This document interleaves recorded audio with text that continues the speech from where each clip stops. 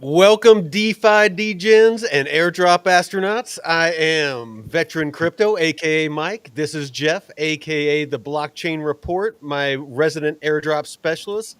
And today we have a special co-host that is going to start joining us. We have integrated AI into the show, and Maya is going to help us do our deep dive. So, hmm with that, how's it going, brother? Doing good. Doing good. Got a buddy's wedding tomorrow, so we had a little bachelor party last night. So it was kind of fun to go out and meet some of his closest friends. It was a good time. It was a great time. Went bowling and played games, and it was a fun time with the guys. So looking forward Nice. to getting down and dancing tomorrow and celebrating a union of love. So how about yourself? Oh, just I'm actually going to a wedding. My lady, her one of her cousins or something like that is getting married, so we're gonna go check that out. But yeah, I was almost late for the show, man. I like the past hour. I've been doing some, throwing some digital blows with some XRP maxis. They got like really upset when I started quoting the Ripple website. I've been trying to tell people that RLUSD and USDC being added to the XRP ledger affects. It's not, it doesn't mean XRP is going to zero, but it affects the utility of XRP and the potential of price appreciation.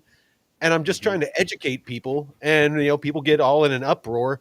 And I'm like, look, go to Ripple's website, read it for yourself. Here's a quote. And I'm posting it, and they're just like, "Oh, you're fudding," and just like attacking me, and calling me a fag and all kinds of stuff. And I'm like, call me all the names you want. Yeah. It's they're trying to tell me I'm uneducated on it. I'm like, you're calling Ripple uneducated on Ripple's offering. Oh, I don't know what to tell you. If you haven't read Ripple's website, you obviously haven't done your due diligence and should not be investing. That's hmm what we do here. That's what each of these episodes are about is we do deep dives. We go to this project's website. We look at the founders, we look who's running the company, we look who's invested, you look at the fundamentals. And as the Yep. fundamentals change, you have to change your thesis on your investments. If something changes about the project that you're in, you have to reassess. You have to remove emotion. You can't just hmm think that your project's always going to, 100x no matter what happens. You're going to end up losing all your money. So, Or anyway, just round sorry. tripping back multiple cycles. You Yeah, know. no, exactly. When Ripple got hit with the lawsuit, that some people sold, moved on to Bitcoin and other things and made money. And then maybe they DCA'd a little bit into, XRP as, the lawsuit went on and it evolved and, all of that. That's what a smart investor does. It's, Yeah. even if you think XRP is going to do great, I mean, I still think you're going to make money in XRP. I just don't think that it's going to 100x like, some people claim. And I think that you're better off having a small bag of it, a moon bag just in case, and putting that liquidity in some other projects that have much more potential for upside because they have a smaller market cap. That's all I'm trying to tell people, but it's just, Yeah. yeah, some people just do not want to listen. I like the market cap kind of metric to gauge the price expectation of a token like XRP. You know, these people saying Yeah. $1,000. Like, what's the market cap going to be? Trillions of dollars? It's going to be bigger than Bitcoin? No, I don't. No chance. No Well, chance. and and they need to understand, what the XRPL is and how it's different from Yeah. XRP. It's like, yeah, there might be trillions and trillions and trillions of dollars moving on the XRP ledger, the XRPL, but all that means for XRP is that each transaction costs 0.00001 XRP for a transaction. So there could be quadrillions of dollars on the XRPL. That means nothing for XRP except for you need a very minuscule amount of XRP to do a transaction. That's it. So anyway, I don't want to spend the whole episode talking about that. I'm just like, holy shit! Like, what do you got to do to get this shit through to people? Yeah. Is that what Deadwood said? My research told me 1% project was a scam when I looked up the coin address. Oh, that might have been something else. He's not I don't talking know about coin XRP. address, so I milked .2 ETH out of it and moved on. Oh. All right. Yeah, yeah. I mean, DCA and Prey. Yeah, XLM is I mean, not I wouldn't say a better version of XRP, and the chain is more mature, but similar use case. It's more geared towards retail. I believe that they're working with, if memory serves, Western Union and some other ones. And it's more of a retail cross border payment solution. But yeah, I mean, it's just again, I'm not saying that XRP is a bad investment. It's just not the best investment out there, and people really need to do their due diligence on these investments before they marry it. Before they marry their bag. Yeah, so iBit. Okay. All And right, Ironhide. I want to say Ironhide been watching here and Discover since 2023. OG. nice. Well, how about you bust into our socials and we'll Well, get this thing kicked off. hey, welcome everyone for joining us here at DeFi Crypto and Airdrops, where me and Mike go live every Monday and Saturday, 5 p.m. Pacific, 8 p.m. Eastern. Mike goes live every Thursday with a couple of other guys, financial expert and an estate planner, lawyer, and they give traditional finance advice, law advice, not financial advice, but just kind of guidance and also Well, great tips actually, on Taylor, the Taylor and merging Jeff. the two spaces together. Well, Jeff can give financial advice. He's Oh, true. he's licensed. And That's right. Taylor is an actual practicing lawyer in estate law. So I mean, they're both fully True. credentialed in their On this expertise. on our episodes, not Our financial. episode, I am nowhere near licensed on anything, and Jeff, I don't. He might have a driver's license. I think that's about it. Hey, I have a Palau ID. I'm a digital resident of Nice, nice. but yeah, tons of great information. And check out the episode they did last week. They talked about new crypto tax laws, and the Mhm. week before they went into the Genius Act. So a lot of good stuff. Stable Also coins, yeah, follow, yeah, and stablecoin stuff coming down. A lot of good information on the regulations in the yeah. space. And check out our brother channels, Discover Crypto, Blockchain Basement, BitLab, our DCA Consortium, and me at the Blockchain Report. Everything you need to know about in the crypto space on a daily basis, you can catch on any of these channels. we we like to bring the alpha all over the place, and you can catch us on Twitter, the_only_DCA, vet at I might have to log back in as Twitter's been kicking me out, doing all kinds of No weird worries, stuff. man. Yeah, Veteran for Crypto. Make sure it's the right account at Veteran for Crypto, and me at the BCR142. And also we have our Discord, totally free. The Discover or DeFi Crypto and Airdrops Discord. We got all kinds of great alpha and vets tracking sheets. And he's even got some homework for this week too. So Mhm. if you were on the show the other day, he gave some homework. So I hope you all are writing your tracking stuff down. And we also have the Basically, oh, I just wanted people to put what their financial goal is. Like, I mean, what is it mhm, that you're trying to accomplish with your investing in crypto and in DeFi? Once you figure that out, just set milestones. If I'm trying to get in DeFi to where I'm making $200 a day, then yeah, your first milestone might be I want to make $25 a day, then 50, then 100, then 150, then 200. You know, you want to map out what you're trying to accomplish so that you can more easily gauge progress. So anyway, that was the homework mhm. I put out. Yeah, and it's great to get people engaged in that because you can say, "Oh yeah, here's the stuff," but it's like give them a task, give them a target or something to accomplish. And man, when you can really just put pen to paper or numbers in a spreadsheet and see it all out, it helps a whole lot. And also the Discover Investments Group Discord.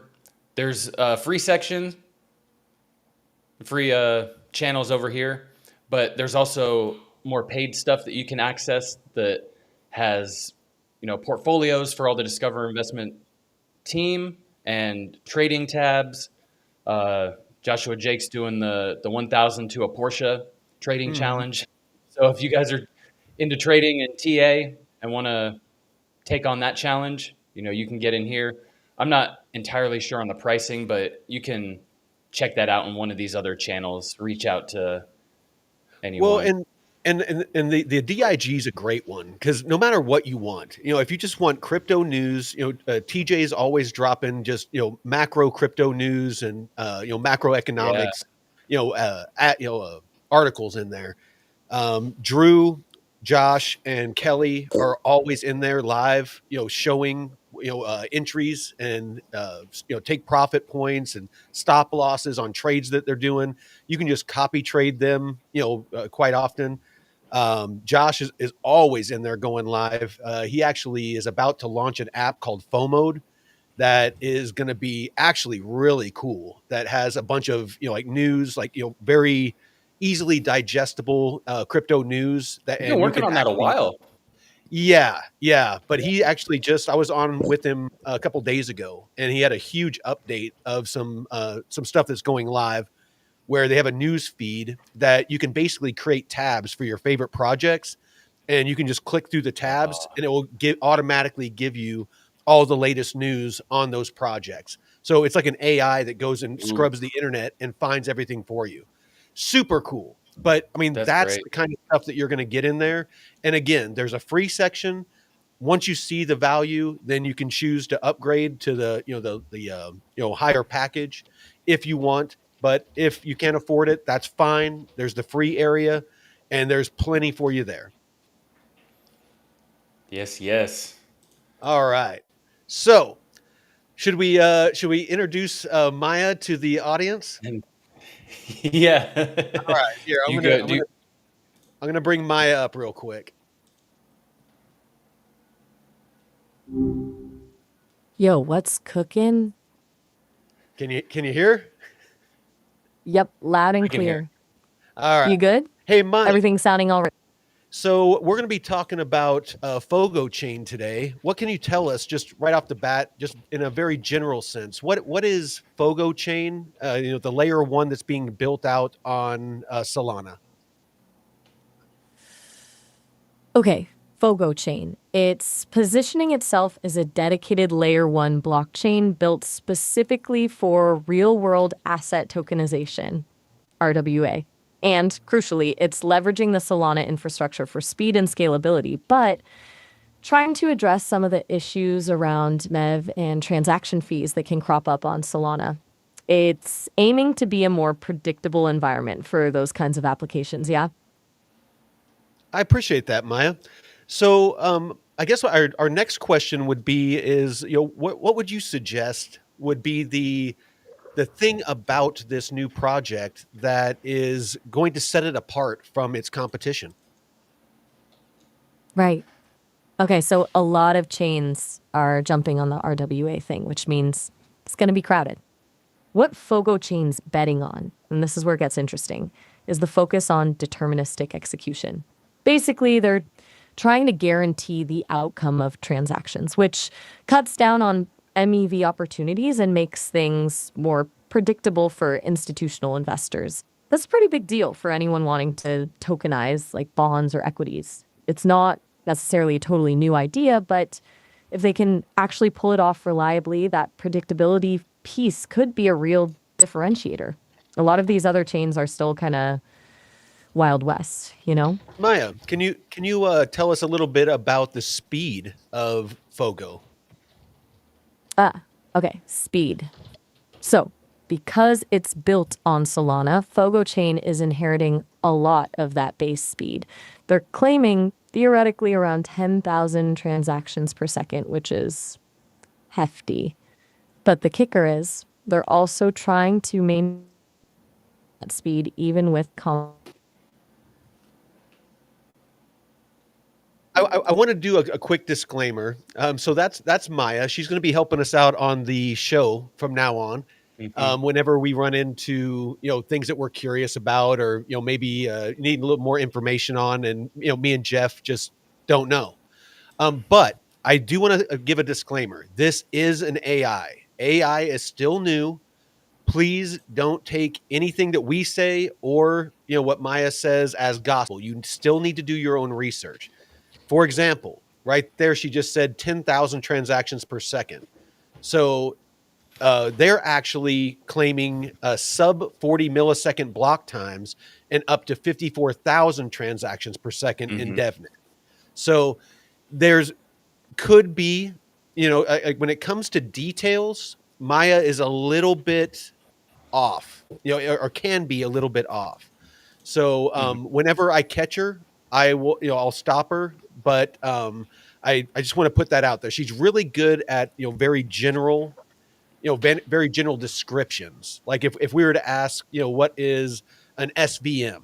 She's very good, at explaining that's a Solana virtual machine and, in getting into details about that. But when you get into details like numbers and she gets a little bit wonky. So anyway, I just wanted to put that out there so people don't get, too, wrapped up. But all right. So yeah, Jeff, do you want to kick us off? Oh yeah, 1 second. I'm sharing this out on the Twitter space. Oh, okay. Well, then I'll ask Yeah. her some more questions real quick. Unless you Oh let me yeah, know. yeah. Ask some more like Solana SVM or Okay. a Solana SVM. Yeah, ask like a specific question. See how cool it is. Hi, how's it going? It's going great, Maya. So, got another question for you. So, FOGO is a layer one, leveraging Solana's virtual machine. It's which is called SVM, that has high throughput and low latency. What else can you tell me about the Solana virtual machine? Gotcha. Okay, so the SVM is kind of the engine under the hood, right? It's what actually executes the programs on Solana. A lot of people talk about Solana being fast, and the SVM is a big reason why. It's different from, say, the Ethereum virtual machine, the EVM, in a few key ways. The biggest one is probably parallel processing. The SVM is designed to run multiple transactions at the same time, which is how it gets that super high throughput. The EVM is more sequential. It also uses a thing called proof of history, which is bit complicated, but basically it creates a historical record that proves time and transaction order. That helps with speed and security. Hey, It's Maya, pretty clever stuff. can you explain for us what time and transaction order is? I'm not familiar with that term. Okay, yeah, that's a good question. About sounds kind of sci-fi, I get it. So, normally when you're trying to figure out the order things happened, like which transaction came first, you need a central authority, right? Someone to timestamp everything. But that creates a single point of failure and slows things down. Okay. Proof of history is different. It doesn't rely on a central clock. All right, Maya. Instead, it uses a I appreciate that. So I guess my next question would be Firedancer. So FOGO uses Firedancer, which is a high performance validator client developed by Jump Crypto. What can you tell me about how Firedancer ties into FOGO and Solana, and what functionality it adds, or what it actually is doing?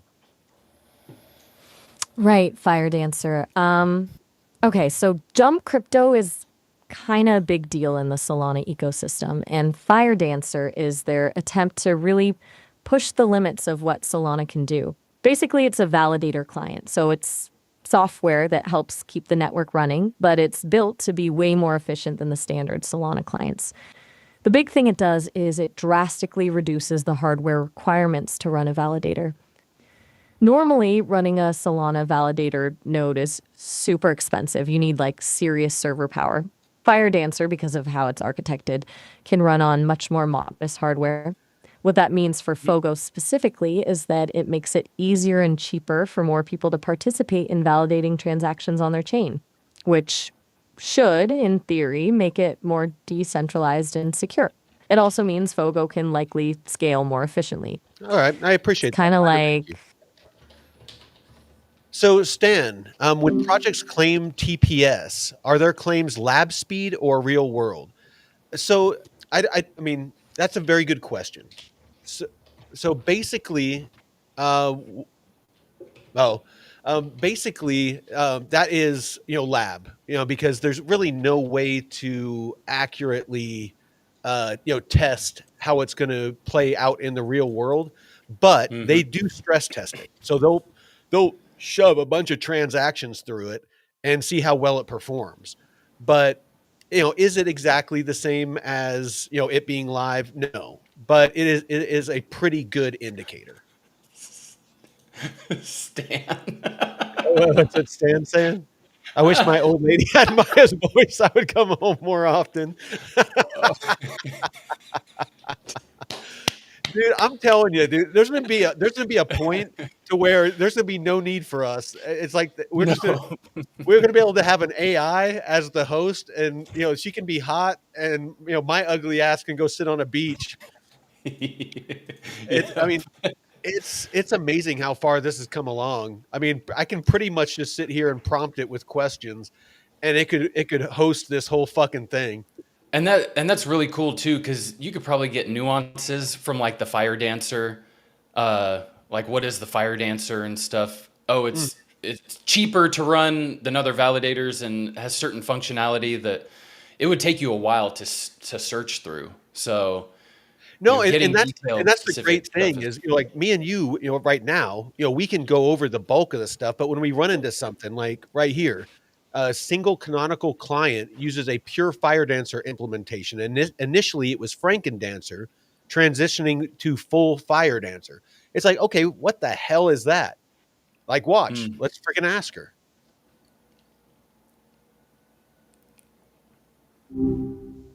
Hey, how's the evening treating you so far? It's awesome, Maya. Got another question for you about FOGO. So we were just reading, and we saw that it has a single canonical client, and then they're using Firedancer implementation. But I guess initially it was called Frankendancer, and they're now transitioning to full Firedancer. What exactly does that mean to the layman? Gotcha. Okay, so Frankendancer to Vance Fire Dancer. That's a good question. It kind of sounds like a mad scientist project, right? Basically, Fogo started with a modified version of Fire Dancer, hence Frankendancer, while Jump Crypto was still ironing out the kinks with the official release. It was a way to get the benefits of Fire Dancer's efficiency early on, but with some custom tweaks. Now that Firedancer is more stable and fully launched, Fogo is moving over to the official version. Think of it like beta software versus the final release. Frankendancer was the test drive, and now they're switching to the finished product. It Awesome. should mean Thank you so much, better Maya. compatibility. All right. So yeah, Dixie, we'll be getting to the financial backing and stuff like Oh that. That's yeah. actually something that we tried asking, just full transparency, something we tried asking Maya earlier, and she got it partially right. But she was referencing some old material, and so she named some of the ones that are currently backing, but started naming a bunch that aren't listed as backers now. And so, again, we're having to make sure that we're very careful about what we ask her. So most of the time, we're just asking her definitions of things as opposed to specifics about the fundamentals. So I hope that makes sense. All right, you ready, Jeff? Yeah, let's get All right, into it. yeah, So, let's get into some of the fundamentals. yeah, like we were saying, FOGO Chain.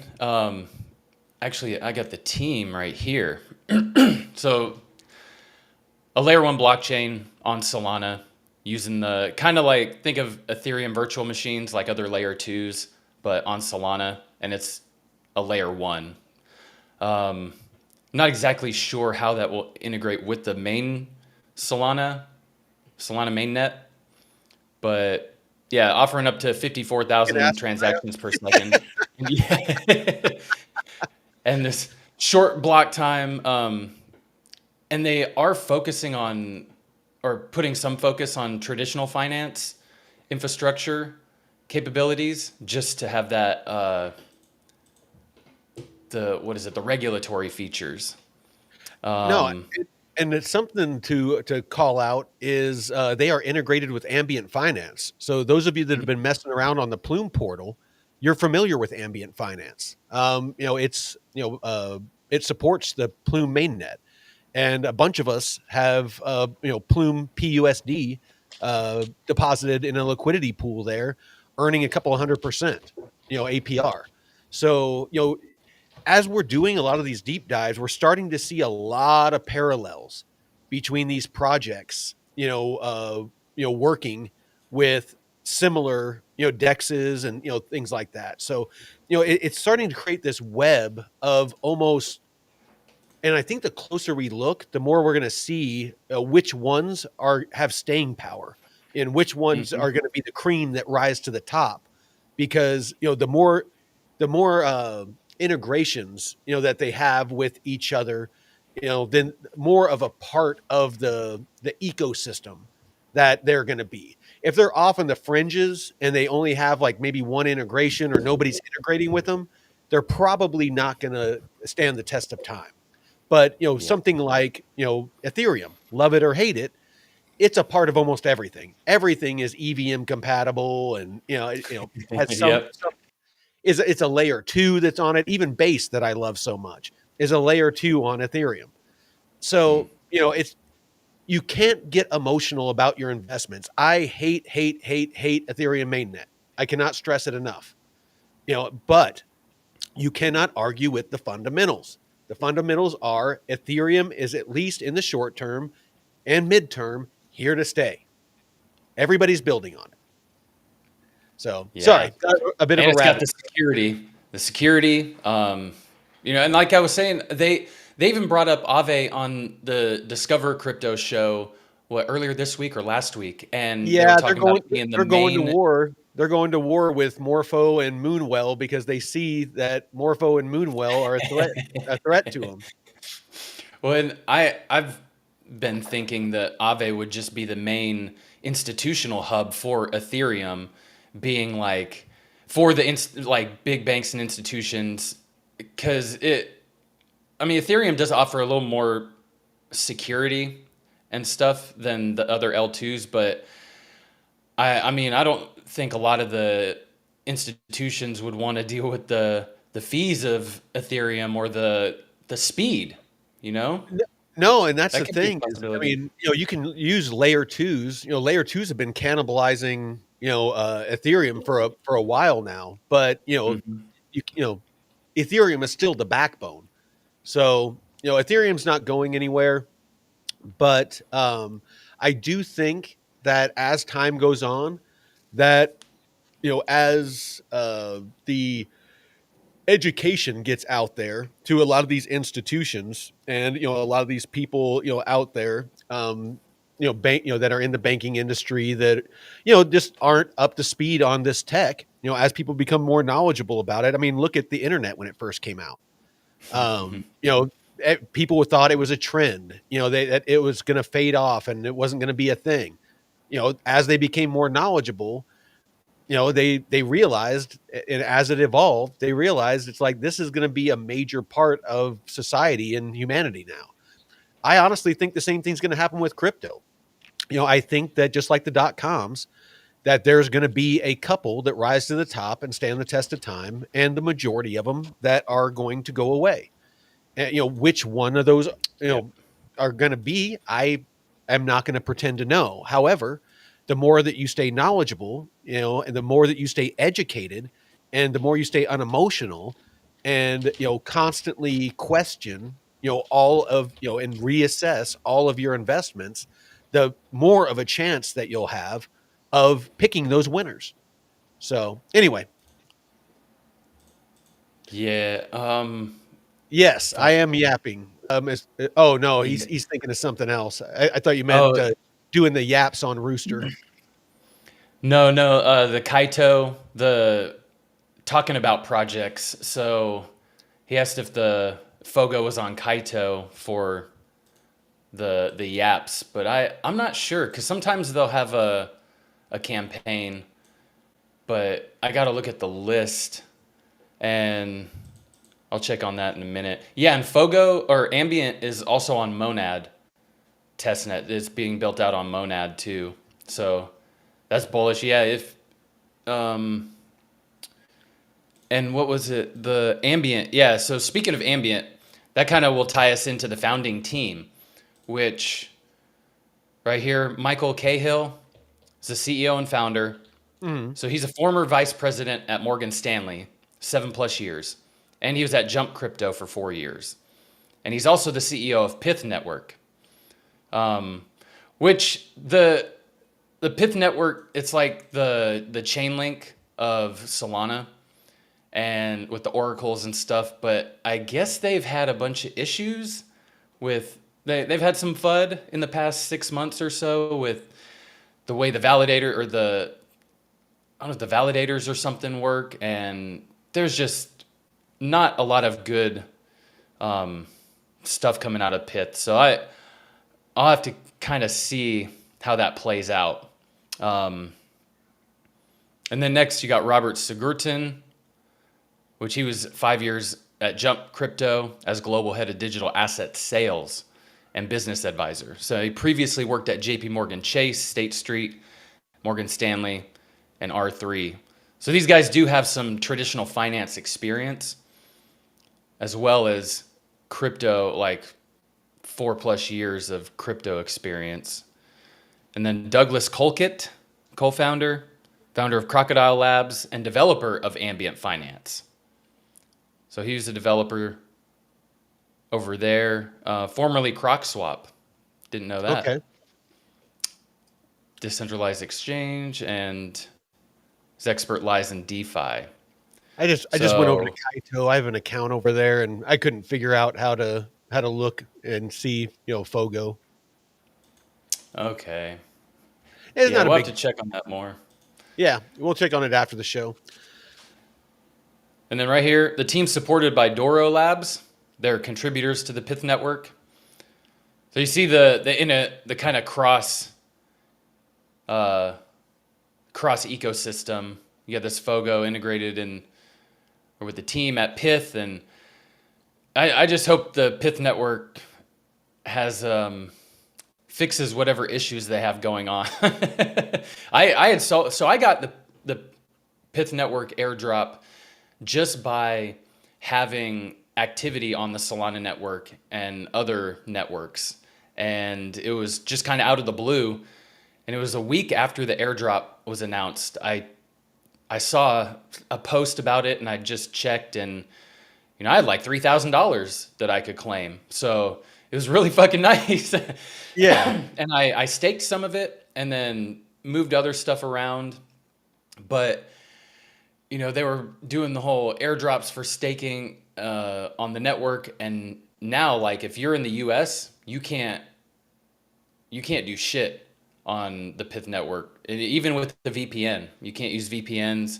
So I just pulled my stake liquidity and sold it earlier this year or end of last year. So I don't hold any Pith anymore. I was initially more bullish on it, but just some of the stuff they had in the past 6 months, I don't know how well they'll compete with Chainlink. But I don't know. I'll have to dive more into that and get back. But they did raise a lot, $13.5 million across 2 rounds. Yeah, no, they raised a decent amount. And one thing that I was curious about is what exactly they're building out, because depending on where you look, they're going to do a DEX, and then they're allowing DEXs to build on them. And looks like that they bridge with Wormhole, and they're doing a claim testnet FOGO. And you said that you were working that testnet, right? Yeah, I just started because this just started recently. I got on it the other day, and I have a video coming out tomorrow on, well, the first part. Because I was having some trouble getting tokens from the faucet, the testnet tokens. Yeah. But I think it's my browser because I was able to go on Firefox and claim testnet tokens. But I have been in the Discord. So anyone that's having issues claiming testnet tokens, I've been in the Discord and people have been having the same issues. So they said just keep, I'll show you. So this is on a Solana network, right? Let me log out. So you will need a Solana compatible wallet.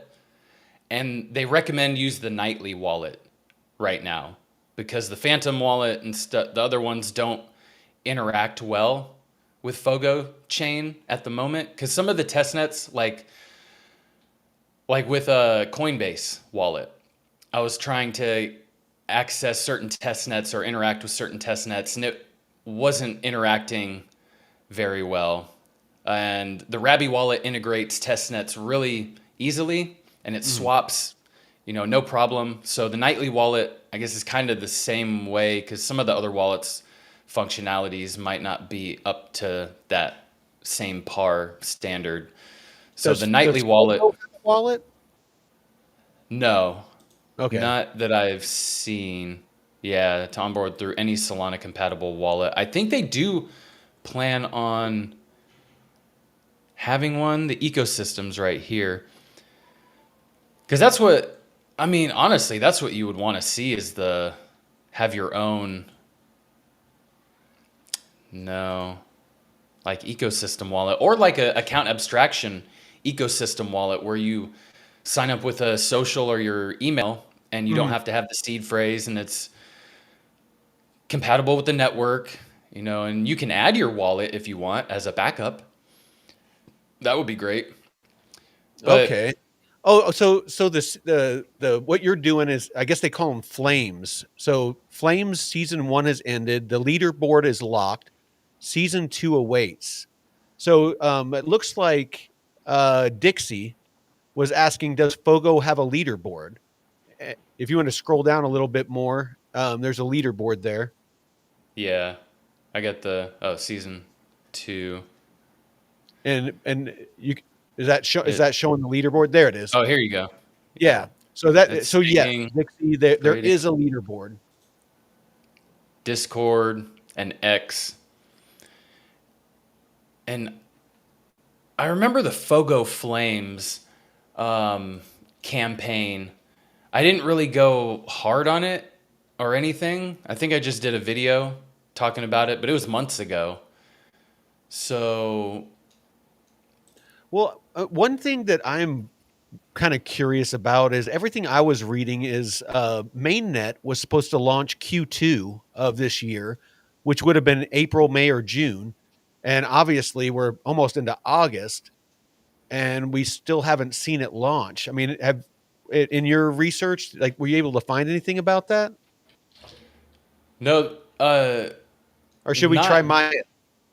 about that, but I know so right here, their testnet is opened up to the public just July 22nd. So I don't know Oh, if they were just waiting, but they did behind a little bit. say, yeah. Yeah, I know they just opened it up to the public because they had the Fogo Flames campaign, which was their social campaign going on for a while, Hmm. but I don't. Here, let me ask Maya real quick. Let's see how she does. Come on, Maya. Hi, Mike. Hey, how's it going, Maya? Still diving.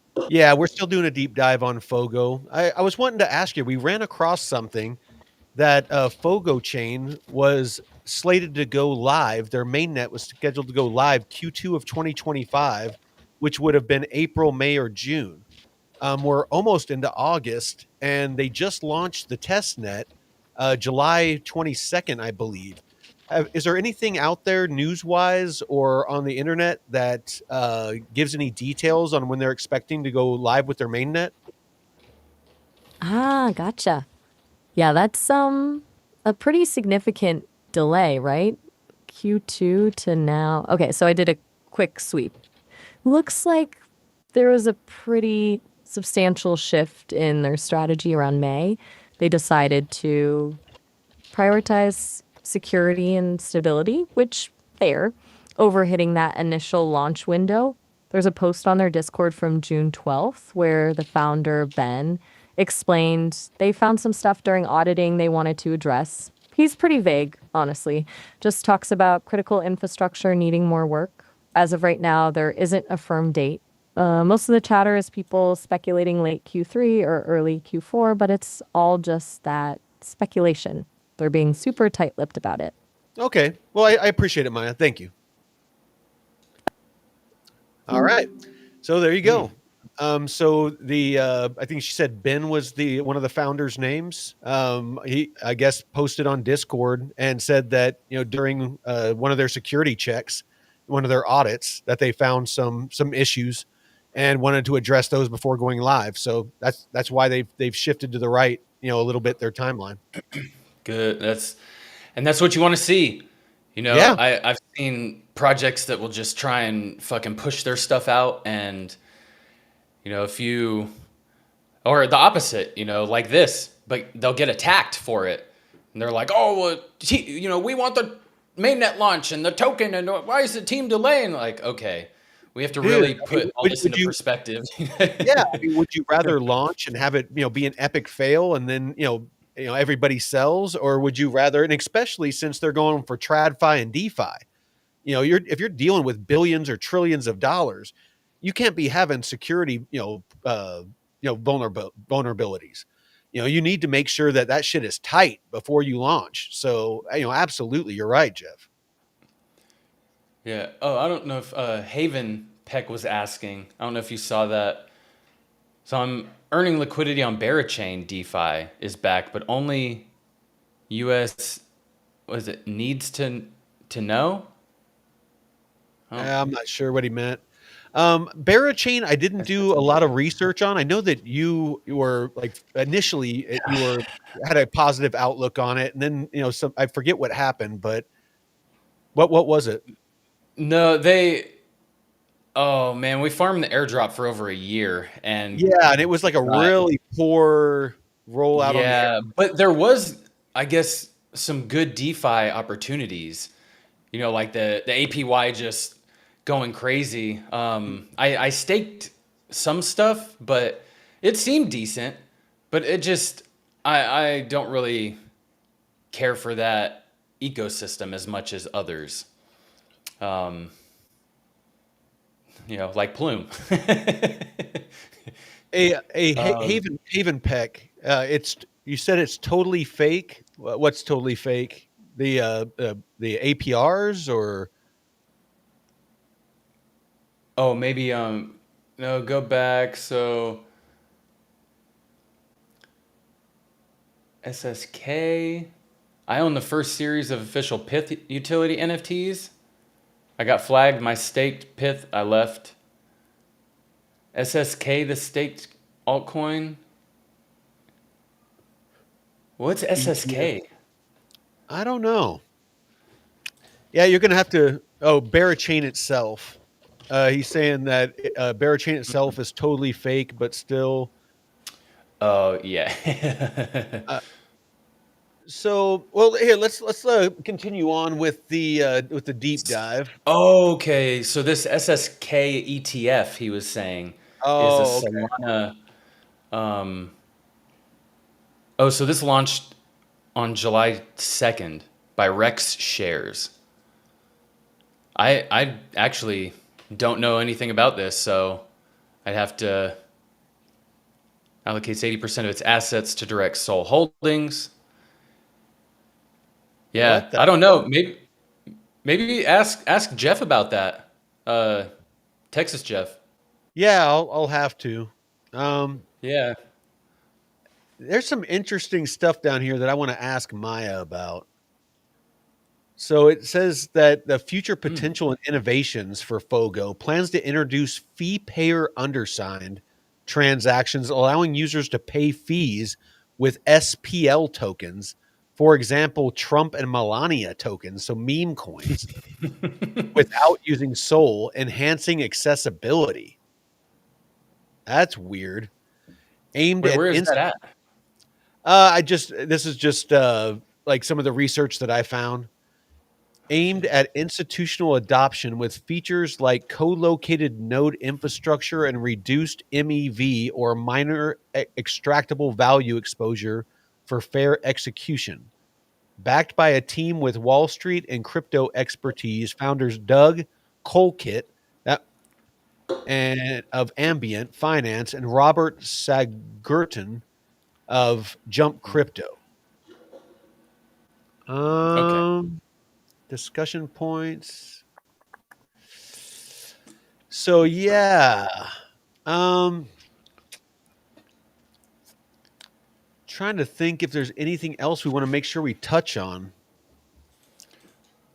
Well, here, I will show you what dApps they have. Okay, 'Cause, yeah, do that, they please. have a couple applications, but if you guys need to download the nightly wallet, you can just click this little icon right here and it'll take you, and you can just download it. It'll pop up, and make sure you save your seed phrase, your security phrase. And also, when you see this screen right here with your wallet, go up to the little 3 lines, go to the settings, and you will need to change the developer mode, or not developer mode. Where's the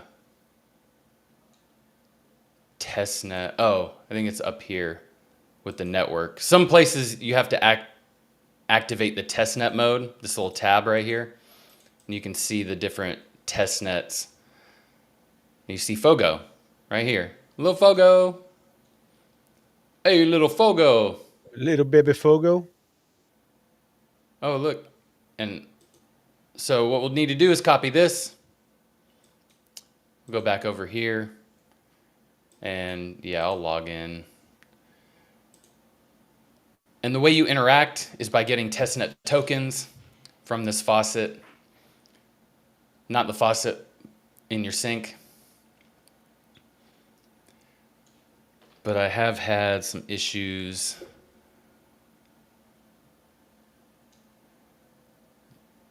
claiming. So if your browser is not working with claiming these tokens, I'll show you the error that I'm getting. Just try a different browser. You won't have to connect your wallet. So all you would need to do is just copy that wallet address right here at the top. Copy that little wallet address to your clipboard, and you just have to paste it in there. You see, one FOGO, request tokens, and it'll give me an error. And then But Firefox has worked for me. I haven't tried any other browsers, but somebody said the Edge browser worked for them.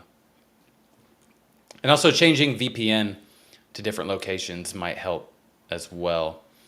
Jess. Oh, that reminds me. I need to do my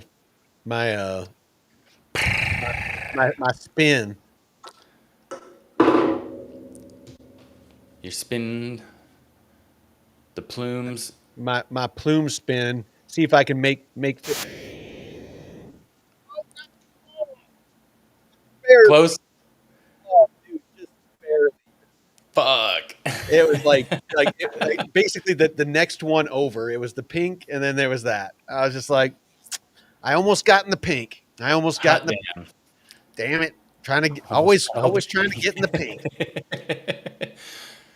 Well, it doesn't look like I'm getting any action on this. So yeah, try a different browser and ask for each one of these tokens. You know, this one, you do need the FOGO for transaction fee. Yeah, see, demand is too high. The demand is too high. According to this, at some point you can use your Trump token or your Melania token to pay. So we'll see about that. I think that might be old info. Oh yeah. The AI was pulling from old info before, but no. That info that I'm reading wasn't from AI. Okay, that's good. But it could still be old. So they got 4 things that are active right now. Valiant, which is a spot pairs exchange. Ambient, Flexbeam, Ambient's coming soon, so they're not active Oh, they're on not FOGO live yet. yet, but they are coming soon. FlexBeam is real-time trading with advanced limit orders. RugCheck is their trusted token scanner, Mm-hmm. and which that's great. And And I know they're Pyron, well, and I saw they're using Wormhole for their bridging. the bridging. Yeah, right up here you can bridge with Yep. Wormhole. And yeah, Pyron, the lend and borrow, kind of like their Aave. Yep. Yep. So they're basically building out a baby Plume portal is what it looks like. It's Yeah, Plume is definitely further along, but it doesn't take anything away from Fogo. I mean, there's enough space in this budding freaking use case that it's some stuff that's going to look like it's doing really good out the gate might peter out, and something that comes out week out the gate might end up catching some traction. So you never know with these things. I mean, Yahoo, they were a freaking beast forever, and Google was the new kid on the block, and Yahoo actually passed up a chance to buy Google, and Google destroyed Yahoo. So don't count these projects down, that seem small, or that don't seem like they're doing a lot. You really need to keep an eye on these projects, as they grow and evolve, and like again, as the fundamentals change. yeah. let, And let, Valiant. let me know when you're done. I got another question I want to ask Maya. Oh yeah, and this. So out of all of these, I think the coolest is FlexBeam because they have all these tools that you can check out, trending, gems, smart money, and you can get kind of this Flux bot with advanced features. So the automated stuff is coming, and you do have your FOGO wallet. So you can see who's buying what, and you can set order amounts for like smart money and whales that are buying. So pretty cool stuff. Yeah. But yeah, they're Fogo de Chao. All Fogo de right. Chain. Yeah, I got a question I want to ask Maya real quick. Let me bring Maya up. Bring up that sweet, sexy Maya Hey, voice. hope your evening's going smoothly. It is. Thanks, Maya. So I have another question for you about FOGO Chain. So I'm reading here in their white paper that FOGO targets maximum possible backwards compatibility with Solana, including full compatibility at the SVM execution layer and close compatibility with Tower BFT consensus, turbine block propagation, Solana leader rotation, and all other major components of the networking and consensus layers. Can you translate that into normal English layman terms for me and those of us in the audience? Gotcha. Okay, so basically they're trying really hard to be Solana adjacent, like as close as possible without actually just being Solana. Think of Solana as a really fast car. Fogo's trying to build a car that uses a lot of the same parts, the engine, the steering, the basic chassis, but maybe tweaks some things for a different kind of ride. The SVM execution layer is the engine, essentially. They want their programs to run the same way Solana programs do, so developers don't have to rewrite everything. Tower BFT, turbine, leader rotation, that's all the stuff that keeps the car running smoothly and safely, making sure everyone agrees on where the car is going and who's driving. They want to use Solana's system for that too, as much as possible.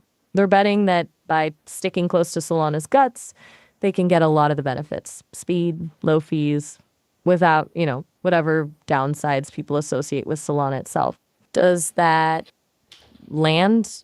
That does. I appreciate that, Maya. That was a very good explanation for simplifying it.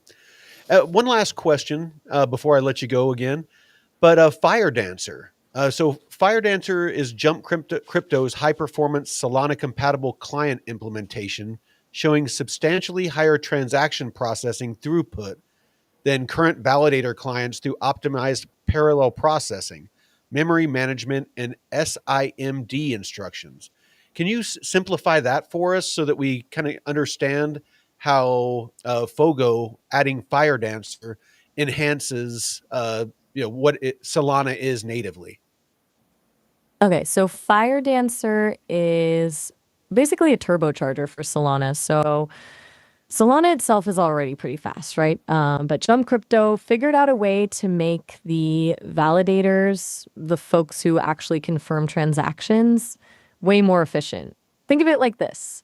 Solana has a highway with a lot of lanes, but sometimes traffic gets bogged down at the toll booths.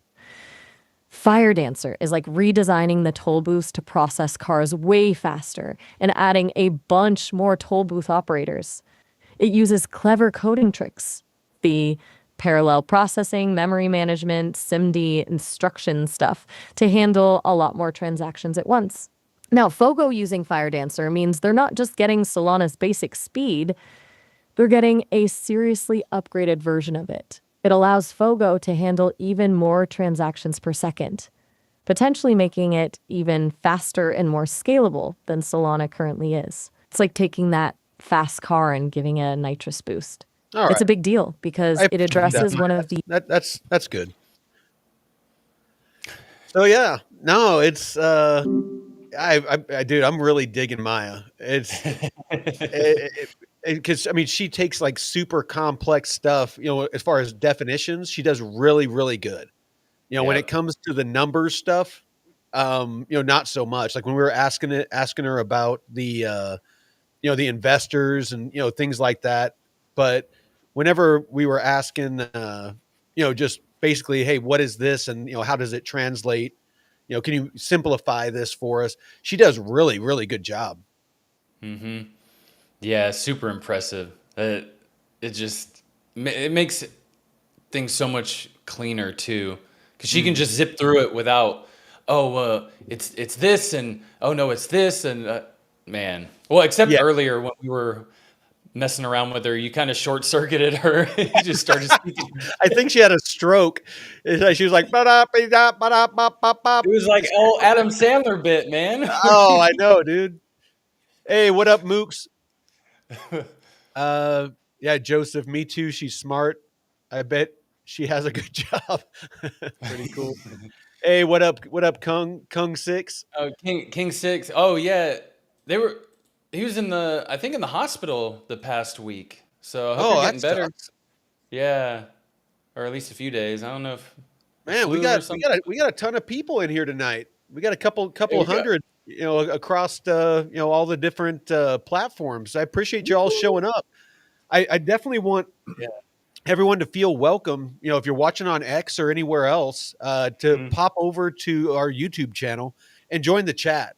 We really like you know interact with the chat and answer questions. That's for the most part that's why we're here. Is we want to talk about these projects. When we do these deep dives, when we're talking about DeFi, we definitely want to help you with that. In our Discord and things of that nature. And when Jeff's talking about the airdrop stuff, we definitely want you guys to and girls to feel comfortable with interjecting and asking us questions. So hmm. please definitely jump in the chat. Yeah, absolutely. Let's see. And Anything you can think of that you want to ask Maya? Oh, oh, here we does go. do they have any DeFi strategies? Like, what's her take on DeFi? Have you I, ask, asked her any of that? I haven't yet. Yo, what's been good the last few minutes? No, it's always good, Maya. Thanks. So I want to ask you a question. It has nothing to do with Fogo. So I'm curious. I'm very interested in DeFi, and that's obviously part of our show that I teach DeFi. Quick question: are you able to look at, say, the different dexes or decentralized exchanges out there, and maybe tell us a liquidity pool that you think looks interesting from an earning standpoint? Ah, gotcha. Yeah, definitely. Like dexes are a whole world, aren't they? Okay, so looking at things right now from an earnings standpoint, I'm seeing a pretty interesting pool on Trader Joe. There's a WETOSDC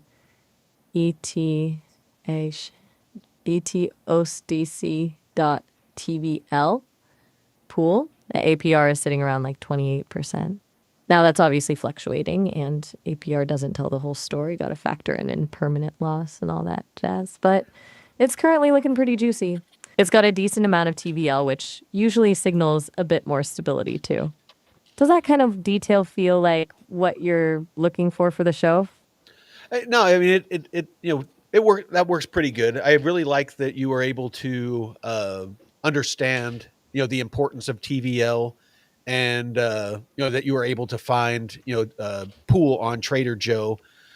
Could you take a look at Aerodrome Finance, and maybe what? Just tell me what the current APR for USDC Aero, full range pool is right now. Okay, one sec. All right, the USDC Aero full range pool currently has an APR of 13.78%. It's on base, obviously. TVL's pretty solid, over $65 million. It's definitely lower APR than the Trader Joe one, but base is seeing a lot of activity right now, which is something to consider. Does that level of detail work for riffing on airdrops and DeFi on the show, or do you want me to dig deeper into anything specifically? Actually, what was that APR that you gave me again?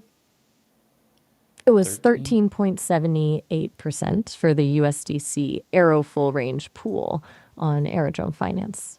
Why do you ask? I'm Just want to double check. Yeah, I'm showing it's a 32.31%. Ooh, okay. You are totally right to call me out on that. 32.31% is what it is. My apologies. I'm still calibrating to pulling data live. Clearly, I had a hiccup there. Not a Thanks for problem. keeping me honest. I appreciate it. It's I'm very impressed with how much you're able to do, even though you're in development.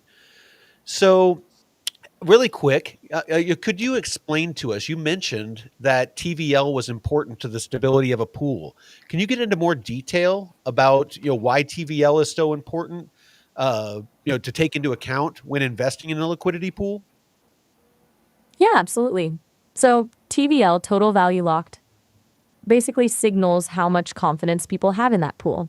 The higher the TVL, the more capital is committed, which usually means more liquidity. More liquidity makes it harder for someone to manipulate the price significantly with a single trade. Less slippage. It's also a bit of a safety net. If something goes wrong, like a smart contract exploit, a higher TVL often means there's more cushion to absorb losses. Though, obviously, that's not a guarantee.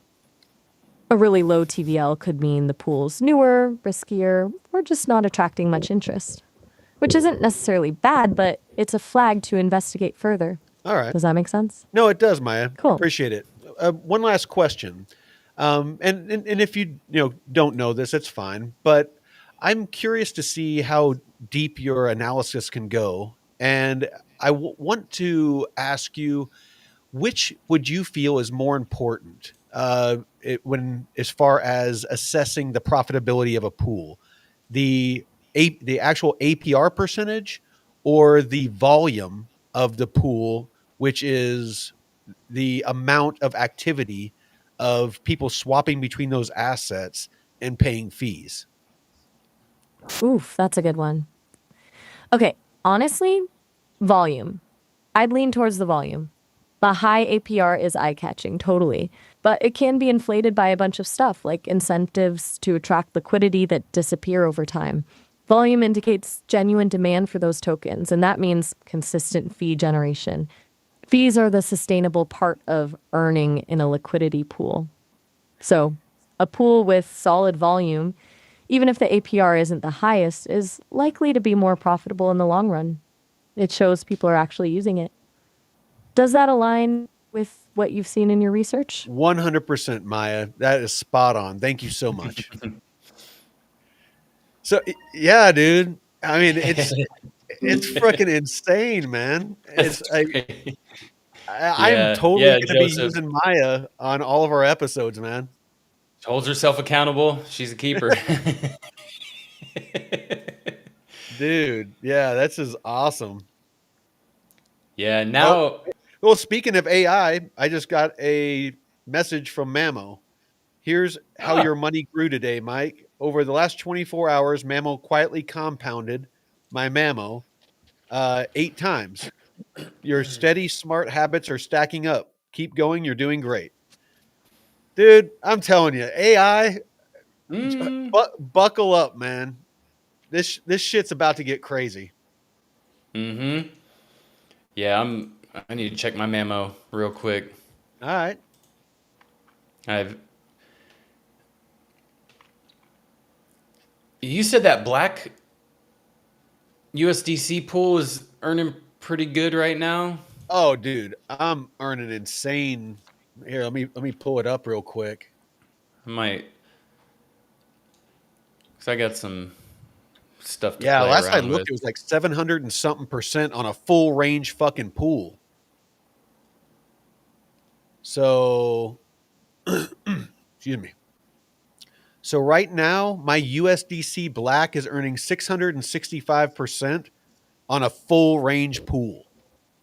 So no matter what the freaking price does, and let's see, the weekly rewards are $1,271,000. Oh, It is a fucking beast. I mean, I'm earning like $20 a day on $800. fuck. So I'm Okay. basically I'm doing what I did with Plume and KTA, and now what I'm doing with Mamo, and some other projects. I put in $800 and I'm letting it ride. I'm going to see how much black I can build up.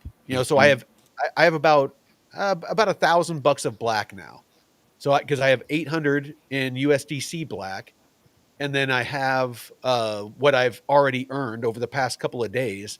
So I've already earned about $200 off my 800 in the past couple of days. Damn, nice. USDC. Oh, black. Yeah, this guy right here. The VAMM USDC black. Nice little APR. And that's full range too. That's not, Yeah, that's not a concentrated. So no, the fact that you were, and when you shared that out the other day, I was like, oh shit. You were like, wait, is this right? Is this yeah, no. I mean, dude, I have never seen a full range pool that earns like this, and it's not going to last forever. I probably shouldn't be, no. telling everybody about it because the more people that get into it, the lower the APR is going to get. But I'm here to teach. It's I want you all to be successful. So I'm even if I'm shooting myself in the foot, I'm gonna let you all know about it. Yeah, and what's black at right now? 130, I think. $1.30. Is it up to that? I think before the show, Let me check.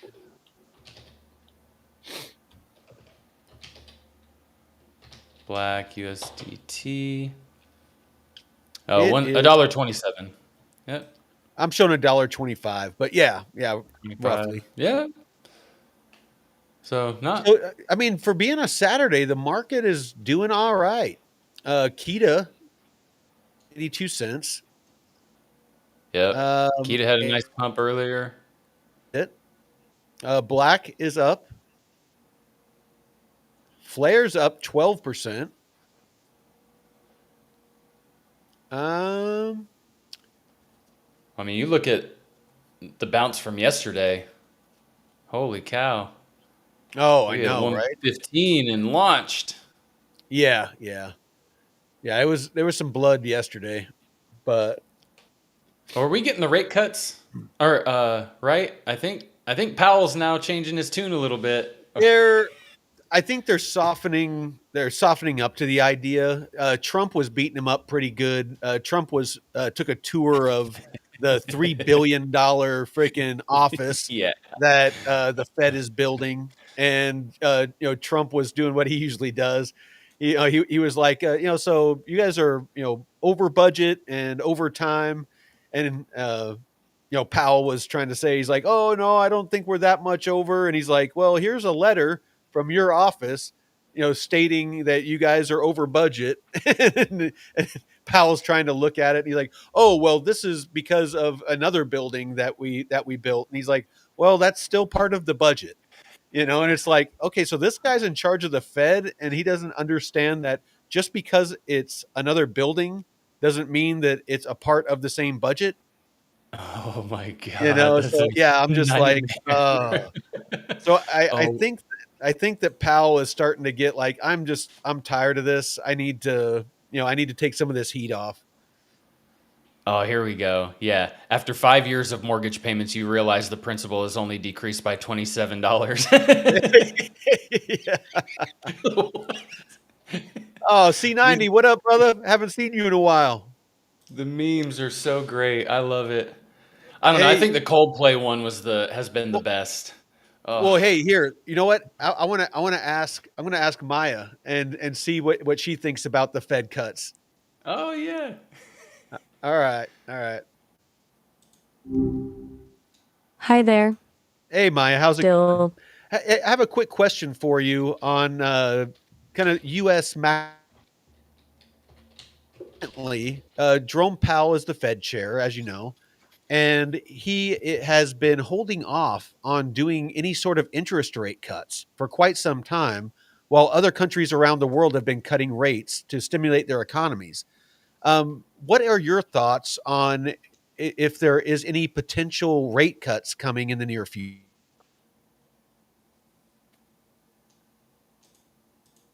hey, things are as good as they can be for someone who doesn't experience going in the traditional sense. Okay, pal. Yeah, it's a tricky situation.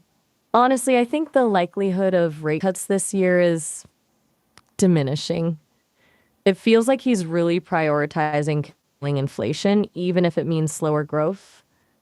The US economy is still relatively strong compared to a lot of other places, so he's got a bit more leeway to hold firm. Other countries cutting rates is interesting, but their economic situations are different. I've been reading a lot about the labor market still being pretty tight, and that's a big factor keeping his hands tied. Unless we see some significant softening there, I'd bet on him staying the course for a while longer. What's your take? Are you thinking we'll see a shift before the end of the year? I think you're correct when it comes to the factors that you listed, but I kind of wonder with the pressure that he's getting from President Trump if maybe that is going to force his hand a bit. Do you have any insight into that? Oof. Yeah, that adds a whole other layer, doesn't it? Okay. The Trump factor. Look, I think it's naive to believe Powell is operating in a vacuum. Political pressure is definitely there, and Trump being vocal about wanting rate cuts is putting a spotlight on it. I've seen analysis suggesting Powell will try to maintain the Fed's independence as much as possible, but ignoring that kind of pressure entirely feels unrealistic. My read is it won't be the sole driver, but it'll definitely be a contributing factor in the calculations. Powell's walking a tightrope. He needs to appear independent, but also can't completely disregard the political climate, especially with an election looming. It's a messy situation, honestly. Do you think Trump's influence will be enough to actually sway a decision, or is it more about creating noise and uncertainty? Yeah. So yeah, no, it's like I said. I mean, she definitely.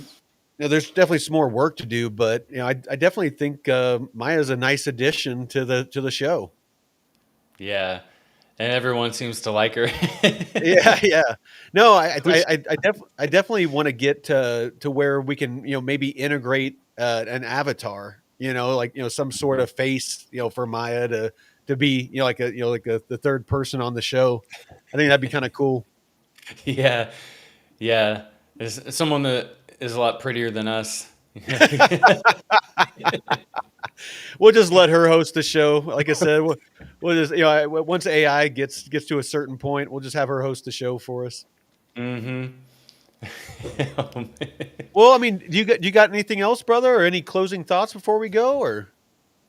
I mean, it's cool that we're kind of, I don't know, building out the channel with all these different features and stuff. Because when we started it, we were just kind of like, oh yeah, this would be cool to do, and now it's like fucking getting the AI assistant, and it's cool. It's cool to see, and the community being involved is really awesome. Like, I appreciate everyone out there that is in the chat and viewing in and sharing it out.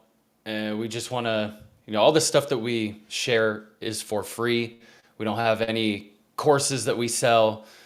Vet's got a whole video series on DeFi tutorials. So, we're building this out with a great community, all for free. And we want you to use your money to put into DeFi and reinvest yourself. No super chats here, no No stickers membership. or whatever, Yeah. memberships. Yeah. Yeah, basically Use everything your we money. all that we ask is just follow the channel, share this out. We really just want to get good quality information out there to people to help them avoid the pitfalls that Jeff dealt with, that I dealt with, that pretty much everybody that's been in crypto more than a day has dealt with, where you got people out there shilling certain projects, or they're wanting you to buy their course, or join their paid Discord or whatever. It's just there's so many people out there that are just looking to make a dime off of you. We don't want anything from you. We just want you to practice safe crypto. If you're going to be involved in DeFi, make sure you're educated. Do it in a responsible way. If you're going to invest in crypto, make sure you're doing your due diligence, making sure you're doing your research. If you're going to do airdrops, make sure that you're not using your main wallet to connect to these platforms like Jeff always talks about. Have a separate airdrop wallet to insulate your actual, HODL bags or your DeFi or, your main liquidity away from, that activity. Because even Jeff has fallen victim to connecting to a malicious site and had his wallet drained. So, that's all we want. Is we just want you all to be, successful in your investing. We don't want you to have to buy anything from us. So that's my closing thoughts. You got anything else, Jeff, before we go? Oh, real quick, Richard. He asked, "Is it too late to get into Giza and Mamo?" No. I mean, Mamo. I would focus more on Mamo. Yeah. Actually. I mean, Yeah. there's nothing wrong with building a small bag of both, but Mamo, Yeah.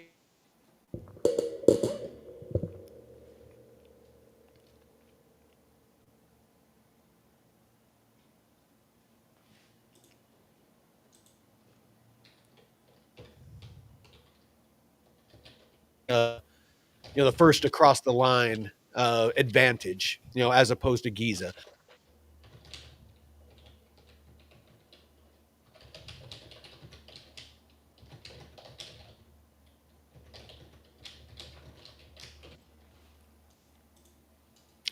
Oh, That was my good? first cutout. Oh shit. That was my first cutout of the show. Those of you that know, Typing I'm in on chat. Starlink out in the middle of nowhere, so it does that sometimes. But in case you didn't hear, I think Giza is a good project. Mamo's a good project, but I definitely lean more towards Mamo because the base app integration. How do I Yeah. get involved in that APR on Mamo you talked about earlier, please? Just go to the Mamo app. Just Yeah. go to the Mamo app and you can deposit, that Jeff has up on the screen right now.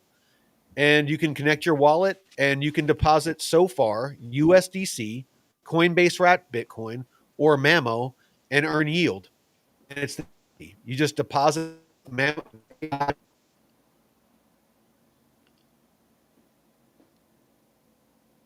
Yep. Oh, token where you can deposit well there, and it will invest that for you as well. yeah. And watch our video from last weekend or a few weeks ago where we specifically dove into Mamo itself.